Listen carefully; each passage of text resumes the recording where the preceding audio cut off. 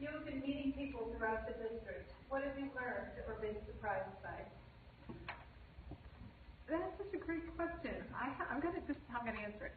I have been absolutely delighted to be out there and to meeting everyone in the district. You know, I was a selectman for a long time, 6 years, and since that time, I've continued to work with on a regional basis, right? So through MAPC, through the Metropolitan Beaches, through the MBC Advisory Board, and so I actually have worked closely with pretty much all of the towns in our district. But to get out there campaigning and actually meet people and to hear about the big things, the small things, the fun things, the important, serious issues that everybody is working on, and to see how much the people in our district love their community and engage in their own ways, it has been a lovely contrast to the unfortunate debacle that is the national political debates and teams and primary races. And so it's just been very reaffirming.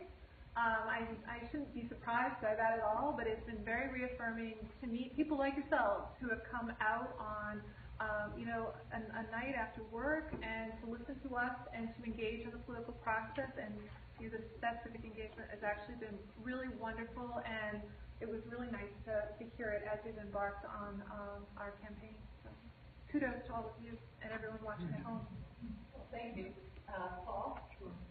And there's been a lot of really good things that I've seen. I mean, I've been campaigning for 8 months, so I spent a lot of time with the folks in this room at numerous meetings and the town committees and the folks around the community. One of the things that I was, that I didn't know about, that I was, maybe a little bit surprised, is that, but it was a good thing in a way, is that we all kind of share the same concerns and the same struggles. Whether it's a small business, and I'm a small businessman, so I can relate to that. The struggles in terms of with regulation. I told you about the fishermen, how they're overregulated, how the problems they have. The issues with families in the neighborhoods in terms of trying to make ends meet. I have two daughters, and one of them in college. The struggles that people have that way.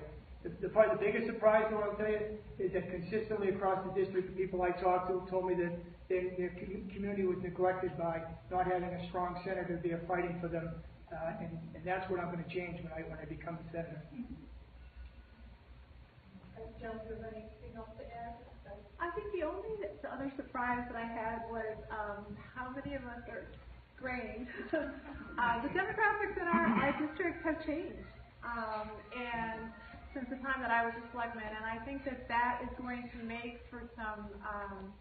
I think we're going to have to adapt. I think we're going to have to get ahead of the changes. Our community, it has been great, and I think that's going to elevate some different issues than we're used to dealing with, not the least of which is seniors and affordable housing, and how we age, how we stay active in the workforce for a graying community. One of the things that is so great is I've been at different towns, and Hingham has what they call the Special Needs Athletic Partnership.